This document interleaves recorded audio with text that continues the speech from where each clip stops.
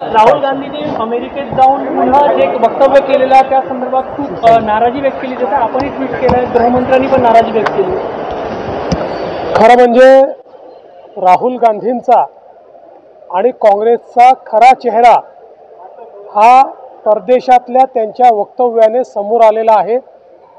राहुल गांधी स्पष्टपणे आरक्षण संपवण्याबद्दल बोललेले आहेत. एकीकडे निवडणुकीमध्ये खोटा नरेटिव्ह तयार करायचा आणि दुसरीकडे आरक्षण संपवण्याची गोष्ट या ठिकाणी करायची हे अतिशय चुकीचं आहे. भारताच्या संविधानाचा किंवा संविधानकार भारतरत्न डॉक्टर बाबासाहेब आंबेडकरांचा काँग्रेसने कधीही सन्मान केला नाही. बाबासाहेबांना त्यांनी लोकसभेमध्ये निवडून देखील जाऊ दिलं नाही. 2 वेळा षडयंत्र करून बाबासाहेबांना पराभूत करणारं हेच काँग्रेस आहे. केवळ मतांच्या करता कशा प्रकारे ते खोटा नरेटिव्ह करतात हे आता राहुल गांधींच्या वक्तव्याने स्पष्ट झालेलं आहे. भारतीय जनता पक्षाची भूमिका स्पष्ट आहे. आम्ही आरक्षणाच्या बाजूने आहोत. हे आरक्षण बंद केलं जाऊ देणार नाही.